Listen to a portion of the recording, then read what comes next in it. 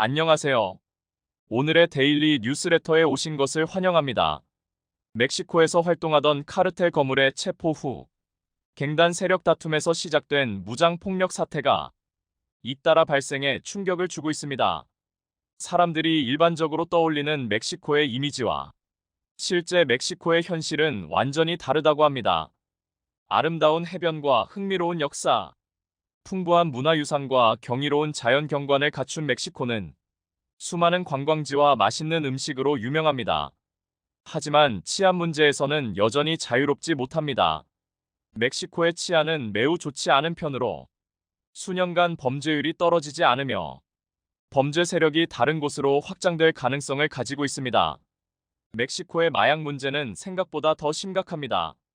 몇몇 카르텔들은 거의 군벌이나 무장단체와 다름없는 입지를 확보한 상태이며 일부 지역에서는 카르텔이 정부보다 더 큰 지지를 받는 것 역시 문제로 대두되는데요. 또한 심각한 실업난과 빈부격차, 생활고 때문에 일반인이 범죄에 휘말리기 쉽다는 것 역시 문제입니다. 실제 멕시코 카르텔의 문제는 우리가 영화에서나 보는 살벌한 이미지와는 비교가 안 된다고 합니다. 사실 멕시코의 치안이 현대사 내내 불안했던 것은 아니었습니다. 1995년부터 2010년까지 치안이 한국만큼은 아니더라도 안정적으로 운영된 적이 있었는데요. 바로 한국 기업들이 멕시코에 본격적으로 진출한 시기였습니다. 1994년 북미 자유무역 협정 발효 이후 한국 기업들의 멕시코에 대한 관심이 높아졌고 1995년 삼성전자가 티우아나에 TV 생산 공장을 설립한 이후 LG전자도 멕시코 시장에 진출했습니다. 2000년대에 접어들며 현대모비스가 진출한 데 이어 기아 자동차가 멕시코 시장 판매를 시작했습니다. 초기에는 전자제품 제조업을 중심으로 진출했으나 점차 자동차, 철강 IT 등 다양한 산업으로 확대되며 한국 기업들의 투자로 인해 수만 개의 직접 일자리와 더 많은 간접 일자리가 창출될 수 있었습니다. 이는 멕시코 지역 경제 활성화와 실업률 감소에 기여하며 치안이 안정적으로 운영되던 시기였습니다. 하지만 2012년 멕시코 정부에서 마약과의 전쟁을 선포한 뒤 오히려 범죄율이 급속히 폭증하였고 지금 상황까지 이르게 된 것인데요. 이에 멕시코 방송은 세계에서 유일한 한국의 사례를 본받자며 특집 방송을 편성했습니다. 방송은 과거 최악의 가난을 겪었던 대한민국이 중진국 함정에서 벗어나 가장 빠른 시간에 가장 발전된 국가로 선진국 대열에 당당히 선 한국을 보며 적극적으로 따라 배워야만 한다고 주장합니다. 그리고 한국인들이 선진국이 되기 위해 전개했던 전략을 필사적으로 배워 멕시코에 적용시키자고 선언하기에 이릅니다. 지난 20세기 말 여러 후진국은 선진국무로 도약하기 위한 정책을 시도했으나 대부분 실패했습니다. 하지만 한국만은 성공을 미루었는데 도움을 준 정책은 무엇일까요? 한국의 모델은 큰 효과를 증명했으므로 그 정책 중 5가지 핵심 요소를 정리해서 알아보고자 합니다. 한강의 기적이 어떻게 성공했으며 한국은 중국과 일본 등 강대국 3위에 위치했음에도 5천년의 역사와 독자적인 언어를 가지고 항상 확실한 국가 정체성을 유지했습니다. 5천년의 역사와 자국의 문자를 통한 수준 높은 문화 덕분에 한국 정부는 정부 주도 정책을 손쉽게 실시할 수 있었고 국민이 이를 받아들이고 지지하기에 용이했습니다. 다시 말해 공공정책과 경제정책이 발전을 지향하면서 동시에 실시되었습니다. 미는 또한 1953년 종전 후 민간 부문의 지지를 받았습니다. 중앙정부의 정치 민영 만정과 산업화와 수출을 중심으로 하는 정책을 국가 정책무로 받아들이는 통일된 정책 수립을 한국 사회 전체가 지지했습니다. 이것을 국가 사업으로 받아들인 것이죠. 나라가 빈곤에서 벗어나기 위해 필요한 것이기에 더욱 열심히 일하고자 하는 근로자로부터 중앙정부와 함께하는 기업까지 하나가 되어 노력했습니다. 기업은 10억 달러 수출 혹은 연간 10% 성장 등 구체적 목표를 세우고 세금 감면과 융자 등 장려책을 위해 노력했습니다. 또한 한국에서는 수출 역군 등의 다양한 용어를 이용해 노동자를 찬양하고 지역 및 전국 범위에서 상을 수여하는 시상체계를 확립했습니다. 국가개혁 2번. 정부가 광범위한 농업개혁을 실시하고 농산물의 주요 구매자가 됩니다. 주로 쌀이죠. 이렇게 기본적인 경제 가치를 보장하고 최저임금을 낮게 유지하는 정책으로 인플레미션을 막고 더 큰 자본화와 재투자를 장려합니다. 최대 자본화로 인해 한국은 미국, 일본, 독일 등 선진국에서 사용한 기계를 확보해 품질 좋은 상품을 생산해서 글로벌 경쟁력을 얻었습니다. 세 번째, 우서른을 공경하고 충성하며 가족과 근면을 중시하는 한국의 가치관이 근로 환경에도 적용되어 가족 같은 직장이 만들어졌습니다. 하지만 이는 근로자뿐만 아니라 고용주의 입장에서도 가장의 역할을 충실히 지키는 것입니다. 삼성이 직원에게 최고의 의료 및 휴식 교육주택 서비스를 제공하는 것이 그 사례입니다. 사회 지출을 국내 총생산 GDP의 1%까지 줄일 수 있었습니다. 네 번째, 역시 문화적 측면입니다. 한국은 교육의 중요성을 강조합니다. 정부 웹사미트에서는 한국의 주요 투자 프로그램으로 교육을 꼽고 있으며 교육 및 연구기관에 투자합니다. 국가의 원칙일 뿐 아니라 한국 내 대기업들 역시 모두 교육 및 연구에 투자합니다. 삼성은 기술 부문뿐만 아니라 서울의 성균관 대학교, 미국의 스탠퍼드대 등 여러 교육기관과 협력하고 있으며 미국의 알파벳, 독일의 폭스바겐, 중국의 화웨이, 스위스의 로슈와 협력하고 있습니다. 다섯 번째는 재벌 기업입니다. 한국에는 천면 자원이 많지 않습니다.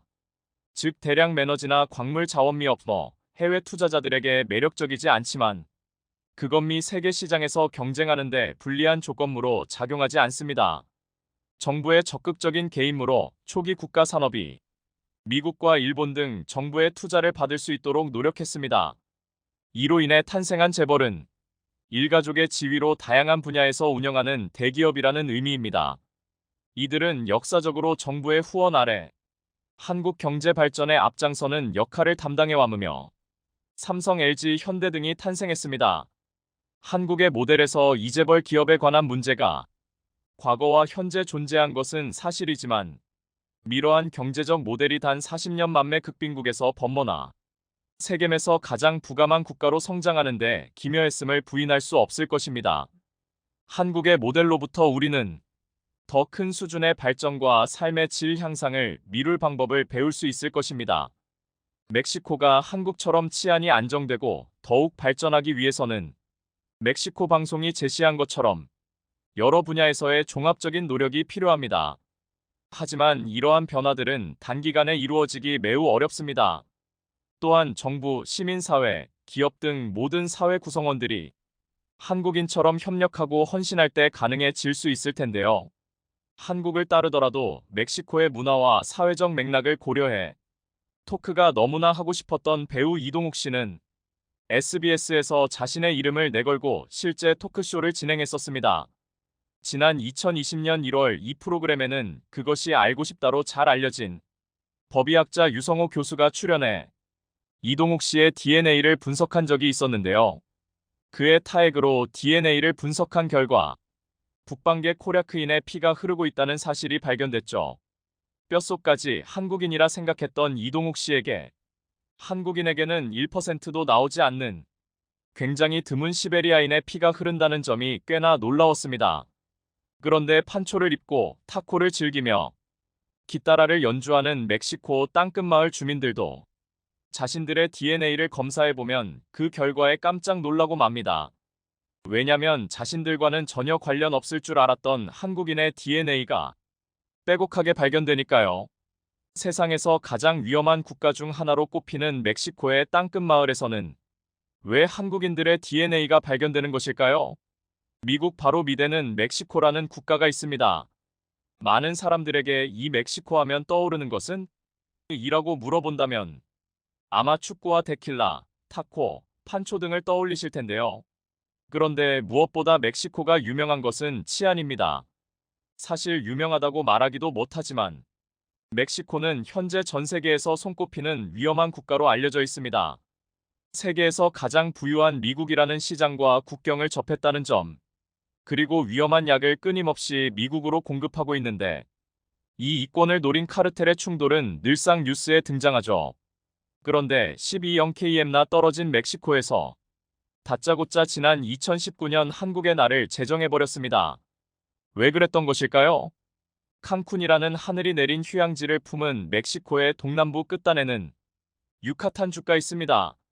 그리고 이 유카탄주의 주도시는 메리다 시인데 지난 2019년 4월 초 메리다 시의회는 앞으로 메리다 시에서는 매년 5월 4일을 한국의 날로 기념한다면서 한국의 날을 일방적으로 지정해버렸죠. 그리고 이 조례가 만장일치로 통과되면서 한국에서도 의외라는 반응이 이어졌습니다. 당시 이 조례를 앞장서서 추진했던 아르투로 레온 시의원은 한 언론과의 인터뷰에서 현재 메리다 시민의 DNA를 검사하면 한국인 DNA가 검출될 정도로 메리다와 한국은 밀접한 관계가 있다. 이렇게 한국의 날을 제정함으로써 한국과 멕시코의 관계가 더욱 발전할 것이라는 다소 충격적인 말을 남겼습니다. 멕시코인들에게서 한국인 DNA가 발견된다. 멕시코인들에게서 12.0km 떨어진 한국인 DNA가 검출된다. 이 말은 그 진위 여부를 확인하지 않더라도 놀라운 사실입니다. 그리고 그 이제 아주 슬픈 이야기를 들려드릴까 합니다. 이야기가 좀 길어지더라도 너그러이 이해해 주시기 바랍니다. 열대 지역에 서식하는 선인장 중에 에네켄HENEQEN이라는 식물이 있습니다. 사전에서는 잎의 흰색이고 가장자리에 가시가 있는 용설란이라고 설명하고 있죠. 한국에서는 애니깽이라고도 불리는 이 선인장은 1995년 김호선 감독, 장미희, 임성민 주연의 영화 제목이기도 합니다. 그리고 이 식물의 이름 애니깽은 1905년 멕시코로 떠난 이민자 33명의 또 다른 이름이기도 하죠. 1800년대 유럽 강대국들의 전 세계를 아우르는 식민지 구축은 해운업을 발전시켰습니다. 이에 따라 선박에서 사용되는 밧줄에 대한 수요와 더불어 이 밧줄을 만드는 원료에 대한 수요도 급증했는데 밧줄의 원료 중 으뜸은 단연 에네켄이라 불리는 선인장이었습니다. 공교롭게도 이 에네켄은 멕시코 유카탄 반도에서 대규모로 재배되고 있었는데 현지 농장주들은 물 들어왔을 때 노젓는다는 생각으로 끊임없이 노동자를 모집했습니다. 그때 멕시코인 농장주들의 노동력 문제를 해결해 주겠다고 나섰던 이가 바로 영국인 존 마이어스였는데 그는 처음부터 한국인들을 염두에 두고 이 사업에 뛰어들었습니다. 왜냐면 그가 보기에 한국인들은 대단한 끈기와 성실함을 갖추고 있다는 것을 하와이에서 확인했기 때문이죠. 1903년 미국 하와이 호놀룰루에 도착했던 한국인 최초의 계약 이민자들은 미주 한국 이민의 역사를 열어제친 이들로 열악한 노동환경 속에서도 한민족 특유의 성실함과 끈기 덕분에 농장주들의 사랑을 독차지했습니다. 원래 에네켄 농장에는 중국인 노동자들이 대다수였으나 중국 정부가 에네켄 농장에서 노비만도 못한 대접을 받는 사실에 분개하고는 자국민을 더 이상 보내지 않았죠. 그리고 마이어스는 일본의 인력 송출회사 대륙식민합자회사의 손을 잡고 조선 언론에 모집 광고를 내기에 이릅니다. 4년 계약, 주택 무료, 높은 임금을 내건 파격적인 신문 광고는 꽤 솔깃해 가난에 찌든 한국인들의 관심을 끌었는데요. 여기에 마이어스가 의도적으로 묵서가 멕시코는 1년 내내 따뜻한 천국이라는 소문까지 퍼뜨리면서 한국인 1033명이 묵서가로 향하는 티켓을 거머쥡니다. 그리고 1905년 4월 4일 인천 제물포항에서 영국 국적의 상선 일포드호에 올라 다시 돌아올 수 없는 고난의 길을 떠나게 됩니다. 장장 38일에 걸친 항해 끝에 일포드호는 일본 요코하마를 거쳐 멕시코에 도착합니다.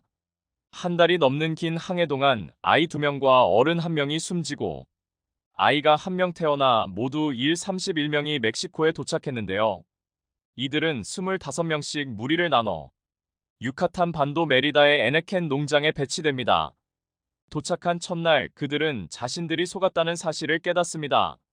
지상낙원이라고 알고 있던 묵서가는 1년 내내 따뜻한 것이 아니라 뜨거운 곳이었고 상냥할 줄로 알았던 멕시칸 농장주들은 새벽 4시부터 밤 10시까지 하루 18시간씩 그들을 짐승처럼 부려먹었습니다. 에네켄 잎을 자르고 섬유질을 벗겨내면서 우리 조상들의 얼굴이 검게 그슬리고 가시에 찔려 손에 피가 났고 무엇보다 하루 할당량을 끝내지 못하면 쏟아지는 채찍 세례는 견디기 어려웠습니다. 높은 임금과 주택 무료라는 말도 거짓이었습니다. 임금은 떼먹기 일쑤였고 식량과 주택도 직접 돈 주고 구입해야 했습니다. 대부분의 노동자들이 밑빠진 항아리에 물 붓듯 일을 하면 할수록 빚이 늘어나는 아이러니한 상황에 놓여버렸죠. 당시 황성신문은 멕시코 원주민인 마야족의 노예 등급은 6등급인데 조선인들은 그보다 못한 7등급으로 가장 낮은 값이다. 아이를 팔에 안고 등에 업고 길가를 배회하는 한국 여인들이 처량한 모습은 가축같이 보이는데 눈물 없이는 볼 수 없는 실정이다. 농장에서 제대로 일하지 못하면 무릎 꿇리고 채찍이 쏟아지는데 살가죽이 벗겨지고 피가 낭자한 노동자들의 비참한 모습을 차마 눈뜨고 볼 수 없다며 1905년 7월 29일자 사설에 그들의 처참한 생활상을 전부 고발했습니다. 이 사실을 들은 고종 황제는 눈물을 흘리며 당장 동포들을 소환하라고 지시했지만 이는 일본 측의 반대로 좌절됩니다. 이미 일본과 을사늑약을 맺어 외교권이 전부 박탈된 상태였으니까요. 그리고 마침내 1909년 5월 12일 4년의 계약 노동기간이 만료됩니다. 인간 이하의 대접을 견디며 보낸 4년의 세월 동안 그들의 손에 남은 것은 상처 외에는 없었고 이제 상처를 안았지만 조국으로 돌아갈 수 있는 자유가 생겼습니다. 그러나 그들은 결국 돌아가지 못했습니다. 4년 계약이 만료된 후 자유의 몸이 되었으나 이듬해 조선은 일본과 강제 병합되어 고국이 사라져버렸으니까요. 그들이 고국으로 돌아올 때 사용할 여권도 쓸모가 없어진 겁니다. 결국 그들은 지옥 같은 곳에 남는 것이 죽기보다 싫었고 생존을 위해 유카탄 반도를 떠나 멕시코 타 지역 및 쿠바 등지로 흩어졌죠. 이들은 각자의 자리에 정착하고 오늘날 4만 명이 넘는 한인 사회에 씨앗을 뿌리내렸습니다. 이 당시 274명의 한인들은 쿠바의 사탕수수 농장으로 넘어갔고 현재 쿠바 수도 아바나 등지에서 100여 명의 한국인 DNA를 가진 쿠바인들의 선조입니다.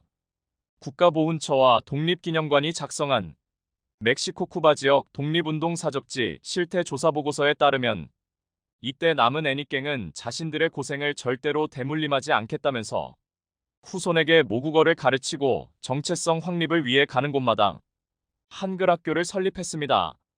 일제가 빼앗아간 고국으로 돌아갈 수 없다는 비극과 유랑 생활 속에서도 조선의 얼을 지키기 위해 여느 한국인들이 그러했듯 2세 교육에 전념했죠. 그리고 유카탄 반도의 한인들은 1909년 계약 만료일 3일을 앞두고 대한인 국민의 메리다 지방회를 설립하기도 했습니다. 돌아갈 조국이 없는 절망적인 상황에서도 멕시코 이민 1세들의 강인한 민족혼이 발휘된 것이죠. 창립에는 16개 농장에서 각 1명씩 대표로 참가했으며 창립 회원은 총 314명이었습니다. 당시 에네켄 농장의 노동자 상당수는 인간 이하의 대접을 받으면서도 계속해서 돈을 모아 독립운동을 지원했습니다. 여기에 언젠가는 조선을 위해 싸울 병사가 필요하다며 이근영, 양귀선, 조병아, 이순근 등은 메리다 중심지에 무관 양성기관인 숙모학교를 세웠는데 이 숙모학교는 멕시코에서의 독립운동의 상징과도 같습니다. 단 3년 만에 폐교되기는 했으나 조국 독립에 필요한 군인을 실제로 배출해내기도 했는데요. 이 학교 학생들은 독립자금을 보낸 데 이어 한국 전쟁으로 발생한 난민을 돕기 위한 구제금까지 보냈죠. 멕시코 이주 한인들은 현재 유카탄 반도의 메리다를 중심으로 멕시코시티, 티우아나, 베라크루즈, 오아하카 등지에 흩어져 살고 있습니다. 이들은 한국인들의 기억에서 완전히 사라져버렸고 이들 역시 멕시코 공용어인 스페인어를 사용하며 완벽한 멕시칸이 되었죠. 이들 중 일부는 사업에 성공하거나 전문직에 진출한 경우도 많지만 대부분은 막노동을 전전하며 궁핍한 생활을 하고 있습니다. 그럼에도 이들은 가슴속에 일본에 대한 극도의 증오를 품고 있으며 한국어 한마디 못해도 음식 문화는 그대로 보존하고 있고 김치, 고추장, 된장, 만두 등을 즐기고 있습니다. 자신들도 모르는 핏줄에 새겨진 한국인 DNA가 그대로 발현되고 있는 겁니다. 애니깽이라는 단어는 어쩌면 영화 한 편의 제목으로 잊혀질지도 모릅니다. 그러나 그들은 멕시코에서 힘들게 한국인 DNA를 간직하며 살아가고 있습니다.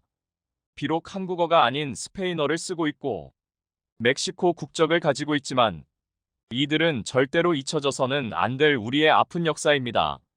최근 일본 기업들의 몸집 불리기 움직임이 심상치 않은 가운데 이를 막아서는 자들이 등장했다고 해 일본이 발칵 뒤집어졌습니다. 미 대선 후보로 격하게 싸우던 트럼프와 해리스 부통령이 일본 얘기만 나오면 한 목소리로 일본은 절대 안 된다는 입장을 보이고 있다는데요. 예상치 못한 격한 반대에 부딪힌 일본이 멘붕 상황에 빠졌다는데 자세히 알아보겠습니다. 30년 전 닷컴 붐을 이끈 미국 반도체 기업 인텔이 최근 최악의 실적으로 연일 위기를 겪으며 급기야 다우존스 지수에서 쫓겨날 상황에 놓이게 됐습니다. 올해 들어 주가가 60% 가까이 떨어지며 다우지수 편입 종목 중 가장 부진한 성적을 거두고 있기 때문인데요. 로이터 통신에 따르면 분석가들은 부진한 주가, 미비한 AI 분야 투자로 인해 인텔이 우량주 중심의 다우존스 지수에서 제외될 가능성이 높다고 판단했습니다.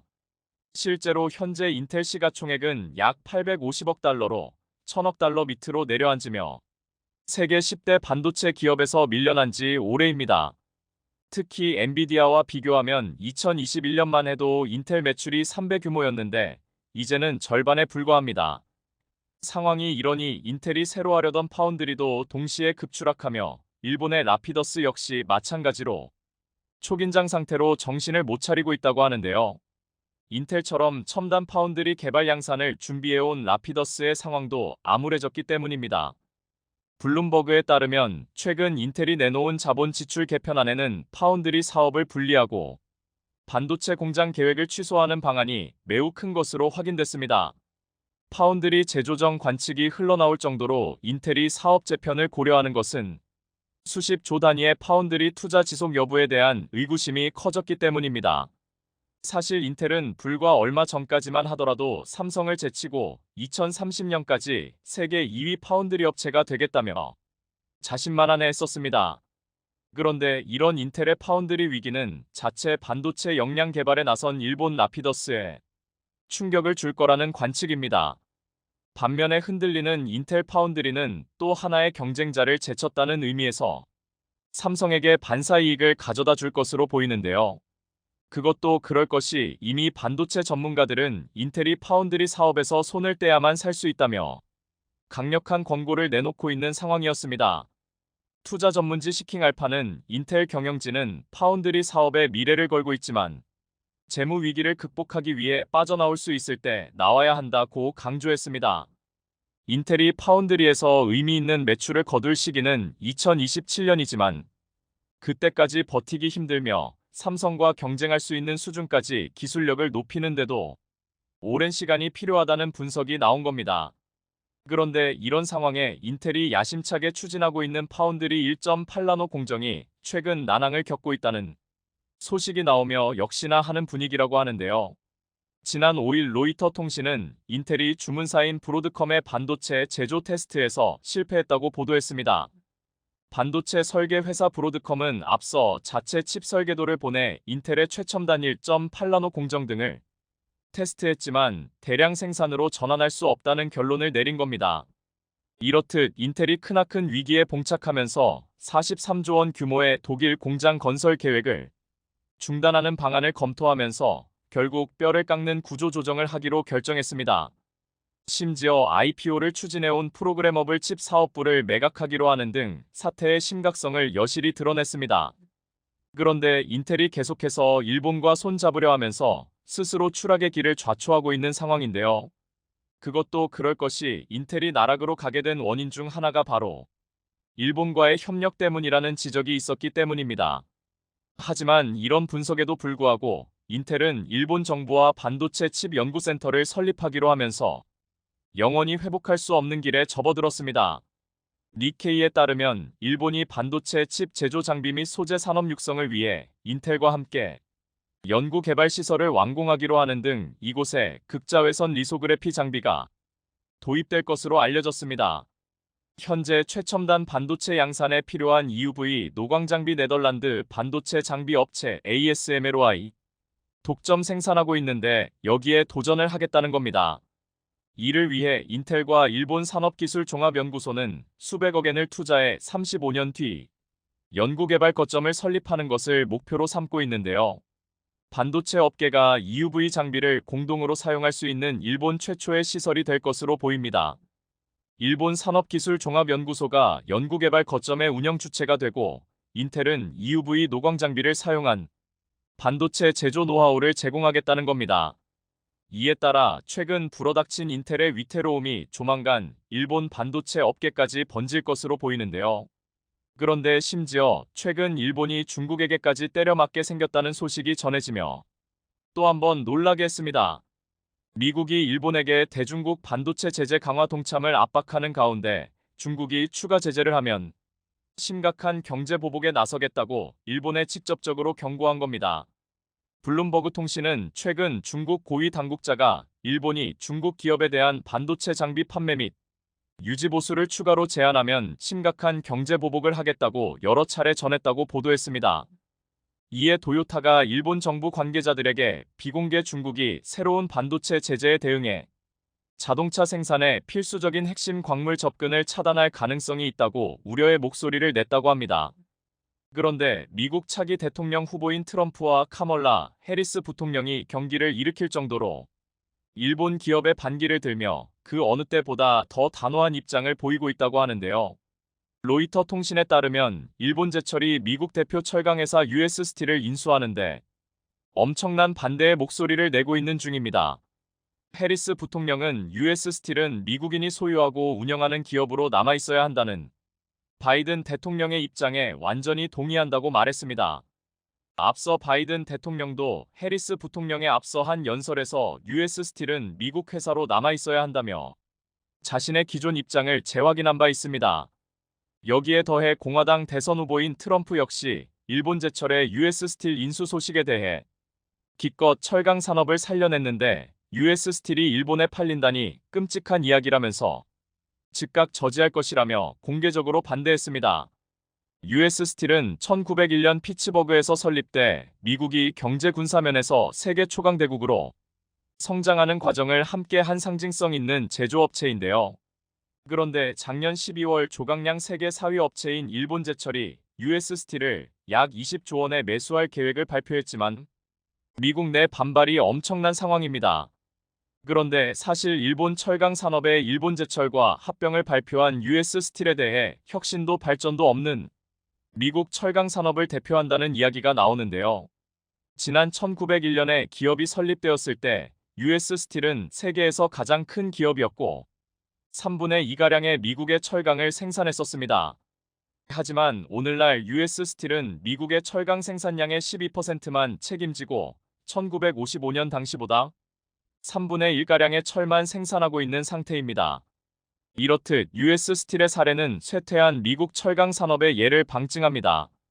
실제로 20세기 초에 미국의 철강 산업은 유럽의 철강 산업을 넘어 세계에서 가장 크고 효율적인 산업이었습니다. 당시 앤드류 카네기의 카네기 철강은 철강 제조 능력의 발전과 시장 점유율 확장에 몰두하고 있었고 1870년부터 1896년 사이에 서서히 가격을 80% 이상 인하했기 때문입니다. 이러한 가격 인하는 선순환을 불러와 지속적인 공급 능력과 낮은 가격을 통한 경쟁 우위를 갖추고 시설 투자로도 이어졌습니다. 그 결과 US 스틸과 같은 새로운 철강 기업들이 연이어 탄생했는데 US 스틸은 계속 커져서 1971년에는 두 번째로 큰 기업인 AT 언드티보다 3배 규모로 커졌습니다. 하지만 US 스틸을 포함한 미국의 철강 산업 기업들이 조금씩 안주하면서 신기술 도입에 머뭇거리는 사이 1990년대 후반 일본, 독일에 이어 중국이 치고 나오면서 지금의 쇠퇴한 모습만 남게 된 겁니다. 이렇듯 일본 제철이 미국 산업화의 상징이자 122년 역사의 US 스틸을 인수하기로 한 건 미국에서 본격적으로 사업을 확장하기 위한 준비 작업으로 보이는데요. 실제로 최근 일본 제철은 일본 국내 시장의 한계를 느끼고 해외 사업을 성장 동력으로 삼으며 적극적인 인수합병에 나서고 있는 중입니다. 앞서 일본 제철은 세계 조강 생산량을 1억 TU로 늘리겠다며 2019년 인도, 2022년 태국에서 각각 철강 업체를 인수하기도 했습니다. 특히 미국에서 탈탄소에 따른 전기 자동차용 강제 수요가 늘어나고 있어 일본 제철이 이 부분을 노리고 US 스틸 인수를 추진했다는 분석입니다. 앞서 니케이는 US 스틸은 EV 모터의 필수 철강 제품인 무방향성 전자강판 생산 설비를 막 가동했는데 이 제품에는 일본 제철이 높은 기술력을 갖고 있다며 US 스틸의 생산 설비와 일본 제철의 기술력이 합쳐지면 미국 자동차 업체를 상대로 판매력을 키울 수 있을 것이라고 밝혔습니다. 더군다나 US 스틸 인수로 세계 철강 시장 판도도 바뀔 것으로 보입니다. 세계철강협회에 따르면 1위는 중국의 바오스틸, 2위는 룩셈부르크의 아르셀로미탈, 3위는 중국의 안스틸, 4위는 일본제철이었습니다. 하지만 일본제철이 27위인 US 스틸을 인수하게 되면 단숨에 세계 3위로 오르게 될 예정입니다. 그런데 최근 미 대선 후보들이 US 스틸 매각에 거세게 반대하면서 일본제철이 매입이 불발될까 좌불안석이라고 하는데요. 오는 11월 미 대선을 앞두고 후보들이 US 스틸의 매각 반대 입장을 잇따라 내놓자 인수 계약 마지막 단계에서 전전긍긍하고 있는 겁니다. 그것도 그럴 것이 일본제철은 아직 미 외국인투자심의위원회로부터 심사 결과를 받지 못한 상태입니다. 여기에 더해 최근 바이든 대통령이 일본제철의 US 스틸 인수 불허 방침을 공식적으로 밝히려 준비하고 있다는 언론 보도가 나오면서 예상이 맞아 떨어지고 있는데요. 미 외국인투자심의위원회가 외국인의 미국 기업 인수가 국가 안보에 미치는 영향을 심사하는데 안보 우려가 있다고 판단한 대통령의 거래 불허를 권고할 수 있기 때문입니다.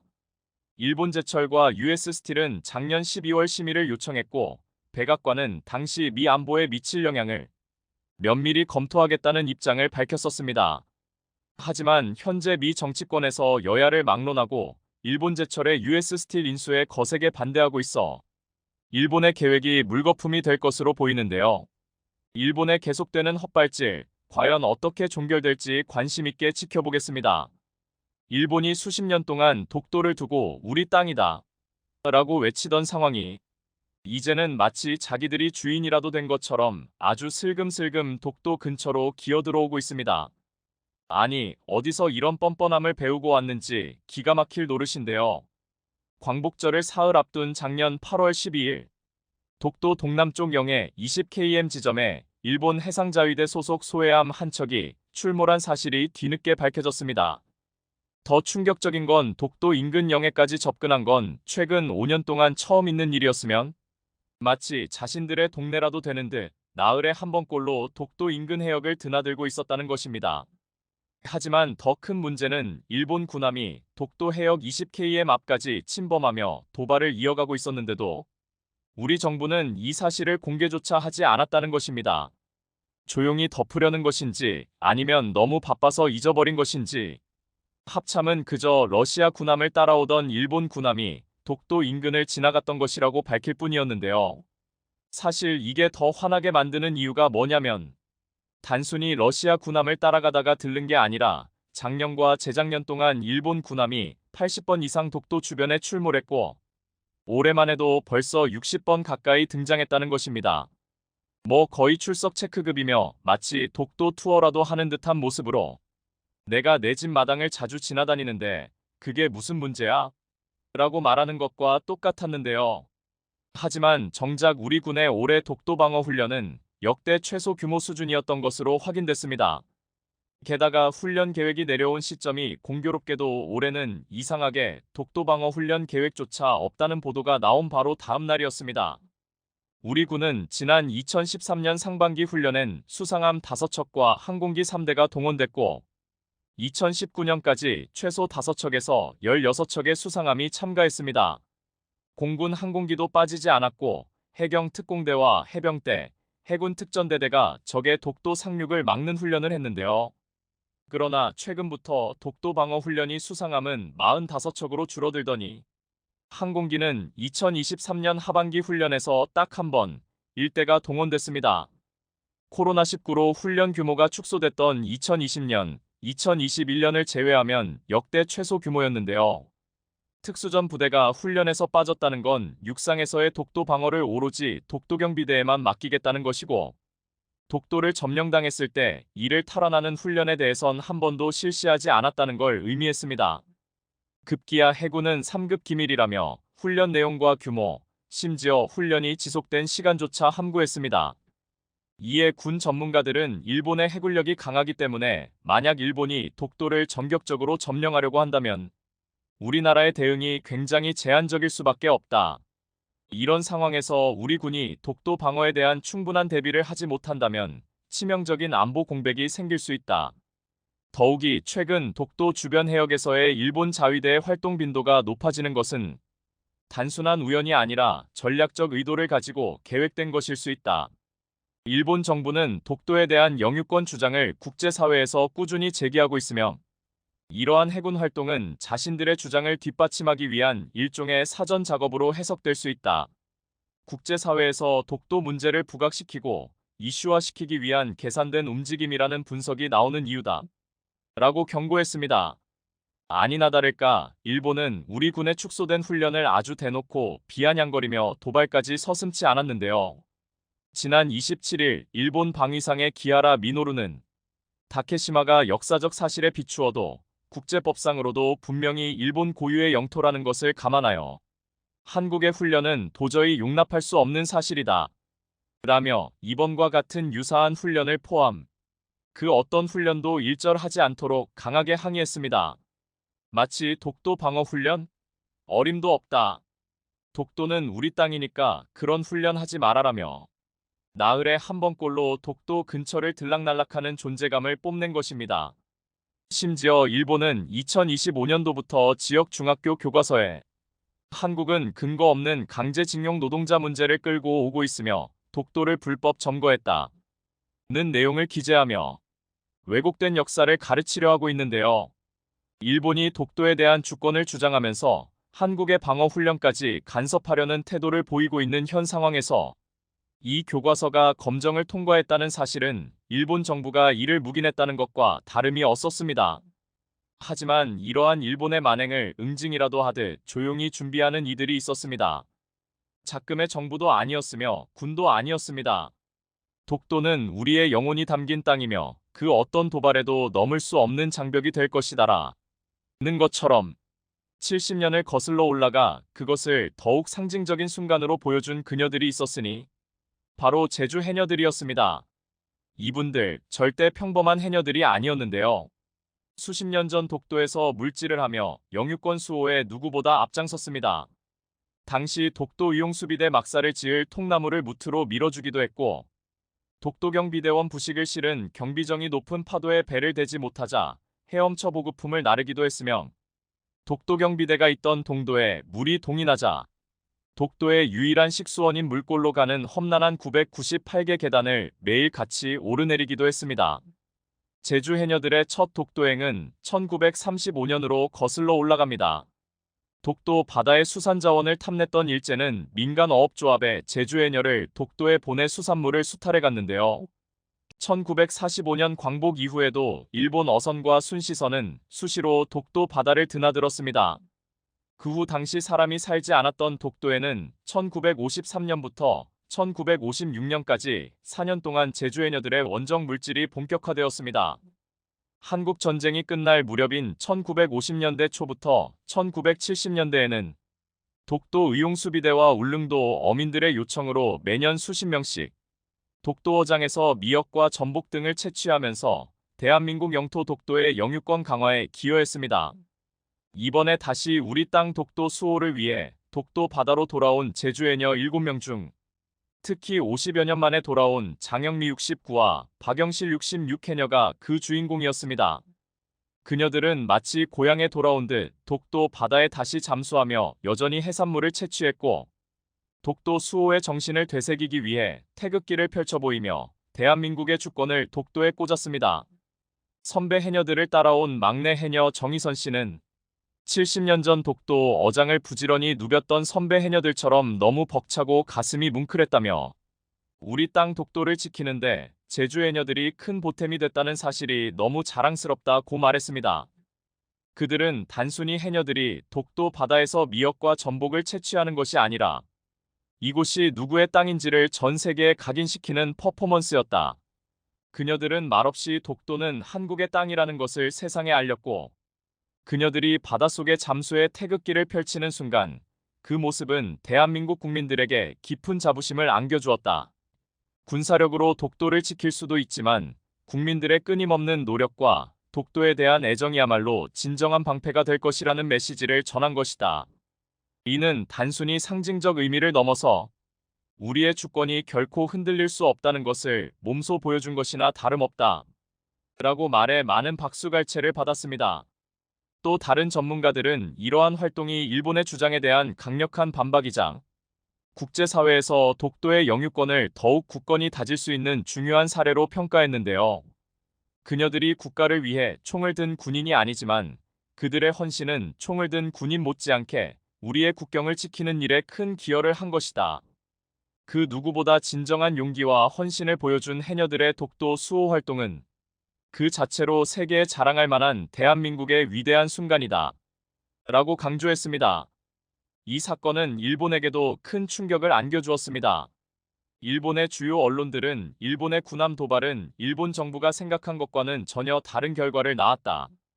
애초에 군사력과 자위대를 동원해 독도 인근 해역에서 존재감을 과시했지만 이 도발은 오히려 한국 국민들의 애국심을 키우는 촉매제가 되었다. 고 전했으며 일본 전문가들은 제주 해녀들의 퍼포먼스는 국제사회에서 한국의 독도 영유권 주장을 강화시키는데 매우 효과적이었다며 일본의 전략적 실패를 조심스레 지적했습니다. 일본의 군함이 아무리 독도 주변을 들락거린다 해도 그들이 본 적 없는 이 순간 우리 해녀들이 독도에서 바닷속 태극기를 펄럭이며 자부심을 드높인 것은 그들에게 가장 큰 타격일 수밖에 없었던 것이었죠. 참고로 얼마 전 한국의 쌀과자 업체가 제품 포장지에 독도는 한국 땅이라는 문구와 함께 독도 사진을 표기해 출시하자 일본 바이어 측이 독도를 지워야 거래할 수 있다고 요구한 적이 있었습니다. 특히 일본 바이어는 회사 연매출의 15%에 달하는 대규모 계약을 제안했다고 알려졌는데요. 그러나 한국 업체는 대출금 상황과 불경기 등으로 경영난에 빠져 있음에도 불구하고 일본 바이어의 요구를 단컬에 거절했습니다. 업체 대표는 독도 그림과 문구를 고집한 이유에 대해 자존심의 문제라고 전하며 당장 눈앞의 이익을 위해 국가 자부심을 버릴 수 없었다라고 거절한 이유를 설명했습니다. 그러면서 아버지 영향으로 어릴 때부터 독도 의미를 생각할 수 있었다. 판매하는 과자가 아기들이 먹는 과자인 만큼 어릴 때부터 자연스럽게 알았으면 좋겠단 마음에 독도 그림을 넣었다라고 전했는데요. 2023년 9월 1일 일본은 첨단 반도체 제조 산업의 부활을 꿈꾸며 홋카이도의 라피더스 공장 기공식을 진행했습니다. 라피더스는 일본 정부가 삼성전자와 TSMC를 따라잡겠다며 일본 산업계와 힘을 합쳐 설립한 반도체 공장입니다. 그런데 그로부터 불과 1년도 채 지나지 않은 2024년 8월 홋카이도에는 사흘 연속 6.8의 강진이 발생했고 일본이 야심차게 추진한 반도체의 부활의 상징 라피더스 공장은 가동을 중단했습니다. 솔직히 지금은 반도체 공장을 언제 다시 가동하느냐가 문제가 아니라 100년에 한 번씩 일어난다는 난카이 대지진이 발생할지 모른다는 불안감 속에서 혹시라도 쓰나미로 쓸려갈지 모른다는 불안감에 근로자들까지 대피할 정도가 돼버리고 말았습니다. 일본 정부는 그동안 라피더스에 대해 3,300억 엔, 약 3조 원이란 거액의 자금 지원을 결정했는데 공장을 지어도 하필 지진 지역에 지은 것입니다. 그런데 천문학적 자본이 투입된 라피더스가 한계가 뚜렷하다는 점, 일본의 반도체 부활의 꿈이 실현될 가능성이 없다는 결론이 드러나면서 일본을 절망으로 몰아넣고 있습니다. 가장 먼저 자금 문제로 목표로 했던 이나노 양산의 차질이 빚어질 것으로 예상됩니다. 애초에 라피더스는 2025년까지 2조 엔이 필요하고 2027년까지 3조 엔이 필요하다고 추정했습니다. 하지만 일본 금융기관들은 과연 라피더스가 2027년까지 이나노 양산을 할 수 있을지 의구심을 제시하면서 추가 투자는 난감하다는 태도를 보이고 있습니다. 더구나 라피더스를 추진한 기시다 총리의 퇴진이 기정사실이 됨에 따라 라피더스를 지원하기 위한 법적 절차가 신속히 진행되기는 어려워 보입니다. 일본 내에서도 민간 기업을 위해 정부의 보증제도를 만드는 게 너무 이례적이라는 비판이 나올 만큼 라피더스에 대한 금융 지원에 문제가 많다는 목소리가 터져나오고 있는 실정입니다. 그런데도 라피더스는 최근 일본 정부에 9천억 원을 추가로 지원해달라고 요청한 상태입니다.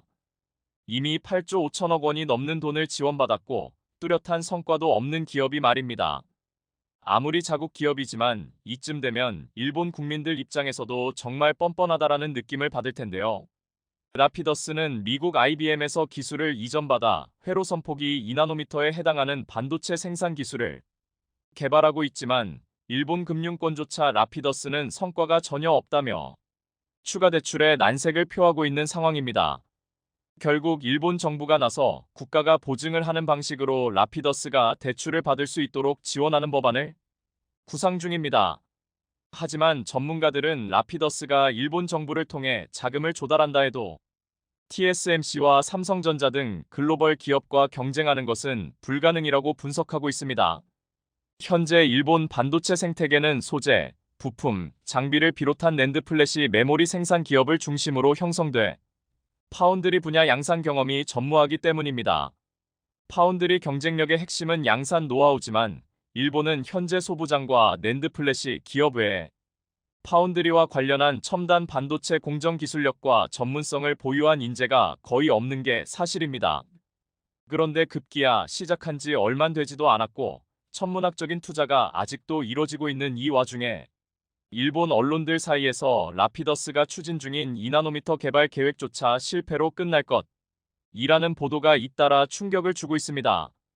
최근 일본 매체 현대비즈니스는 세금 8조 7천억 원을 쏟아부은 반도체 회사 라피더스가 대실패할 것 같은 세 가지 이유라는 기사에서 최첨단 2나노 로직 반도체 양산을 목표로 내건 라피더스의 꿈은 실현될 수 없을 것이다 라고 일갈했습니다. 라피더스에 대해 비판적인 전문가들은 일본에서 생산되는 반도체는 대부분 28나노급 레거시 반도체로 자동차 산업과 관련한 특수 반도체인데 현실적으로 28나노에서 2나노 이하 최첨단 회로로 건너뛰어 기술 안정성을 보장하기 어렵다고 지적합니다. 일본 내부의 서조차 바로 최첨단 공정으로 점프하는 건 말이 안 된다고 말합니다. 일본이 지금 아무리 투자해도 2035년 일본의 시장 점유율은 거의 미미할 것이란 지적도 나오고 있습니다. 최첨단 반도체 양산에는 고도화한 기술과 함께 수율 즉 완성품 비율 안정성이 필수 요소로 꼽히는데 이것이 그렇게 단기간에 돈만 쏟아붓는다고 해결되는 기술이 아니기 때문입니다. 더구나 반도체 설계 분야는 상대적으로 정부 지원에서 소외되고 있다는 점도 문제로 지적됩니다. 일본 정부가 소자, 제조 기술 회복에 초점을 맞추고 있기 때문입니다. 라피더스를 비롯해 기술연구조합, 최첨단 반도체 연구센터 LSTC가 설계 쪽에서 상대적으로 약세를 보이는 이유인데요. 그런데 라피더스가 지지부진한 이유는 또 있었습니다. 어쩌면 이게 가장 큰 이유인지도 모릅니다. 반도체 산업 부활을 노리는 일본 정부가 자국 기업들로 꾸려진 반도체 합작회사, 정부와 산업계가 천문학적 지원금을 투입하고 있는 회사라는 수식어가 무식할 정도로 라피더스 최고 경영진은 고령이었습니다. 일본 매체인 현대비즈니스는 라피더스의 최고 경영진 고령화 문제를 꼬집으며 이렇게 지적했습니다. 히가시 테로 라피더스 회장과 코이케 주뇨시 CEO는 모두 70대로 반도체 현업에서 물러난 지 오래된 인사들이다. 라피더스가 2나노 생산에 성공한다 해도 양산 실적이 없어 글로벌 고객사 확보가 쉽지 않을 것이다. 경영자는 퇴역병인 70대인데다 현장 경험도 부족하다. 기술 혁신이 빠른 반도체 업계에서 70대 콤비가 최첨단 반도체를 양산해 세계 1위로 올라선다는 야심찬 프로젝트를 이끌긴 무리가 있다. 빠르게 변화하는 반도체 산업 트렌드 및 기술 경쟁에서 안 그래도 뒤처진 상황인데 설계 난이도가 급격히 올라간 초미세 공정 개발 양산 과정을 퇴역병인 70대 경영인들이 빠르게 이끌 수 있겠느냐고 지적한 것입니다. 이 매체가 지적한 라피더스의 또 다른 리스크는 초미세 공정 기술력 부재였습니다. 현재 파운드리 업계 최선단 공정인 3나노를 양산하고 있는 곳은 업계 1위인 대만 TSMC와 삼성전자 단 두 곳에 불과합니다. TSMC와 삼성전자 모두 2025년 중 2나노 양산을 시작합니다. 반도체 양산을 위해선 안정적 수율 관리 등이 필수인데 공정이 미세화될수록 기술 난이도가 급격히 올라갑니다. 파운드리 업력이 오래된 TSMC와 삼성전자조차 초미세 공정 생산성 한계 극복은 최대 난관으로 평가될 정도입니다. 또한 이 매체가 꼽은 세 번째 이유는 삼성전자와 함께 TSMC도 2나노부터 반도체 미세화로 인한 누설 전류를 줄이기 위해 차세대 트랜지스터 기술인 게이트올어라운드 GAA를 적용할 예정인데, 라피더스는 기존 핀페핀 FET뿐 아니라 GAA 기술에 대한 이해도가 없다는 점이었습니다. 현대비즈니스는 2000년대에 첨단 로직 반도체에서 손을 뗀 일본은 GAA는커녕 핀펫조차 알 수 있는 기술자가 거의 없다. 라피더스는 GAA를 배우기 위해 IBM의 최첨단 반도체 연구개발 거점인 올버니 나노테크 연구단지에 100명의 기술자를 유학 보냈지만 이들의 평균 연령은 50세가 넘는다고 꼬집었습니다. 그래서 라피더스가 2나노 생산에 성공한다 해도 양산 실적이 없어 글로벌 고객사 확보가 쉽지 않을 것이라고 본 것입니다. 고객사인 반도체 설계 전문 기업들의 주문을 받아 칩을 생산하는 파운드리 사업 특성상 고객사 확보 여부에 따라 실적이 크게 갈리기 때문입니다. 결국 이 매체는 경영자는 퇴역병인 70대, 현장도 경험이 부족하고 양산은 어려운데다 성공해도 구매자를 찾을 수 없다. 이 프로젝트에 1조엔의 혈세를 쏟아붓는 것은 경제안보라는 이름 아래 반도체 산업이 정관계의 이권이 되고 있기 때문이라고 팩폭을 가했습니다. 그리고 이런 지적은 맞아떨어지고 있습니다. 대지진의 위협을 보고도 2나노 생산이 불가능하다는 것을 알면서도 지금도 무지성으로 홋카이도에 공장 증설을 추진하고 있으니 말입니다. 아스요시 고이케 라피더스 CEO는 홋카이도 해안가를 따라 칩 제조 클러스터를 세워 실리콘밸리와 크기 면에서 대적할 수 있는 홋카이도 밸리를 실현하는 것이 목표라고 말했는데요. 일본 최고 재생에너지 생산지이자 수자원이 풍부한 홋카이도가 칩 르네상스 혁신의 이상적인 장소라는 것이었습니다. 하지만 최근 지진이 자주 일어나는 데다가 더 큰 문제는 인력 부족이 심각하다는 점입니다. 라피더스의 직원 수는 200명에 불과한 반면 TSMC의 직원 수는 7만 3천 명 이상입니다. 한화 10조 원의 투자를 받은 라피더스의 실체는 기술도 없고 인력도 없었던 것입니다. 라피더스에 남은 것은 70대 CEO, 언제 지진으로 무너질지 모르는 공장 건물뿐입니다. 이쯤 되면 라피더스의 반도체 부활 프로젝트는 국가를 상대로 한 사기가 아니었나 싶은 생각이 들 정도인데요. 그럼에도 라피더스의 고이케 CEO는 오는 2030년쯤에는 홋카이도 밸리를 실현할 수 있을 것이라고 자신감을 내비쳤는데, 이것이 자신감인지 비현실적인 꿈인지는 이미 결론이 나고 있습니다. 일본이 이러고 있는 사이 삼성전자와 SK하이닉스 반기 보고서에 따르면 올해 상반기 주요 지역별 매출 현황 가운데 중국의 매출은 급증했습니다. 삼성전자의 중국 매출은 32조 3,452억 원으로 지난해 상반기 대비 약 2배 증가했고, 같은 기간 SK하이닉스의 중국 매출도 전년 동기 대비 2배 이상 상승한 8조 6,061억 원을 기록했는데요. 미국과 중국 간 반도체 패권 경쟁이 격화되고 있는 가운데 중국이 인공지능 AI 기술 개발을 위해 한국산 고대역 폭메모리 HBM을 사재기하고 있는 것으로 보입니다. 일본이 2나노에 집착하는 동안 중국은 한국산 반도체 사재기에 나서는 상황인데요.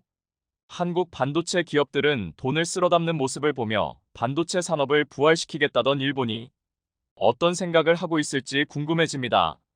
이처럼 한국 기업들이 해외에서 맹활약하고 있다는 소식을 한 가지 더 전해드리려고 합니다. 외신들도 한국인들의 행보가 경이롭다라며 굉장한 극찬을 쏟아내기까지 했는데요. 과거 런던 첼시 왕립병원의 한국전 참전 용사를 전담하는 필립 셰년 소령이 한국을 향해 전했던 말이 있습니다. 첼시 왕립보훈병원에는 여러 전쟁과 전투에 참전한 참전 용사들이 있다. 하지만 꾸준히 기회가 될 때마다 찾아와 감사를 전하는 건 한국이 유일하다. 실제 한국은 6.25 전쟁 당시 도움을 받은 여러 국가의 은혜를 갚는 나라로 익히 알려져 있습니다. 그리고 이런 극찬을 받기까지에는 수많은 이들의 노력이 있었다고 전해집니다. 얼마 전 6.25 전쟁 참전국 각국의 외신을 통해 이러한 노력에 대한 기사가 보도되었고, 그 내용에는 이렇게 적혀 있었습니다. 지금의 발전된 한국이 있기까지 여러분들의 헌신이 있었습니다. 발전된 한국의 의료기술로 도움을 드리고 싶으며 한국으로 모셔오기 위한 숙박, 항공 등 모든 걸 지원해드리겠습니다. 부디 연락 부탁드립니다. 실제 이 대대적인 의료 지원 프로젝트는 국가가 아닌 한국의 한 작은 기업의 직원들이 오랜 기획 끝에 내놓은 것으로 이들이 밤낮을 가리지 않고 각국의 매체에 연락하여 해외에서 어려움에 처해 있는 한국전 참전 용사를 돕겠다는 의사를 전했습니다. 그리고 실제 이 의료 지원의 혜택을 받게 된 에티오피아 참전 용사들은 평생을 생활고로 치료가 방치되어 시력을 잃어가던 중 이들을 만나 대규모 수술 지원을 받으며 기적적으로 새 세상을 바라볼 수 있게 되었고, 그로 인해 에티오피아 신문 한 면을 차지하기도 했습니다. 하지만 이들은 그저 한국인으로서 해야 할 일을 했을 뿐 단 한마디를 남기며 참전국에 더욱 강렬한 인상을 남겼는데요. 한국 기업 인프레쉬, 이 기업은 작은 몸집을 가졌지만 참전용사 후원에는 여느 대기업 못지않은 큰 포부를 가지고 있습니다. 현재 국내 참전용사들을 위한 식비 지원, 전자제품, 주거 개선을 진행 중이고, 에티오피아를 비롯해 필리핀, 태국, 콜롬비아에 있는 한국 전쟁 참전용사들을 위해 아낌없는 지원을 보내고 있는데요. 한국인의 정체성을 보여주는 기업 해외에선 인프레쉬를 이렇게 지칭하고 있습니다. 실제 인프레쉬는 모든 후원을 기업명이 아닌 이들을 후원한 후원자들의 이름으로 진행하고 있습니다. 이현남, 박규희, 박성석, 장준영 등 매번 해당 기업에 동참한 수많은 한국인들의 이름이 참전 용사들에게 전달되고 있으며, 명단을 받아본 참전 용사들은 우리의 생명의 은인 한국인들에게 감사합니다 라며 한국의 감동의 메시지를 전하고 있는데요. 현재 인프레쉬는 또 다른 기적을 전달하기 위한 준비 중입니다. 이곳은 최근 6.25 전쟁 당시 조국의 자유를 위해 자원한 경주 학도병들의 서명 태극기를 그대로 구현해냈습니다. 17세 붉은 피 오직 조국의 우리의 죽음은 역사의 꽃이 되다. 참전 용사들의 굳은 의지가 새겨진 서명을 고스란히 담아낸 이 태극기 키링은 무려 41년간 기술력을 갖춰온 장인을 통해 오랜 시간 연구 끝에 만들어졌다고 합니다. 이 역시 상품의 수익금이 6.25 참전 유공자를 비롯해 국가를 위해 희생 헌신한 분들에게 후원되며 동참한 여러분들의 이름으로 전달된다고 합니다. 저희 채널도 한국인으로서 인프레쉬의 의미 있는 행동에 힘을 보태고 있습니다. 많은 분들의 참여가 이 기업의 큰 원동력이 되지 않을까 싶습니다. 상품의 구매처는 고정 댓글에 남겨두겠습니다. 페이지 링크를 한번 방문하셔서 인프레쉬의 뜻깊은 활동과 이들을 도울 수 있는 상품을 살펴보시고 구매해보시는 것도 분명 의미 있는 행동이 될 것입니다. 여러분들의 많은 참여 부탁드리겠습니다. 시청해주셔서 감사합니다.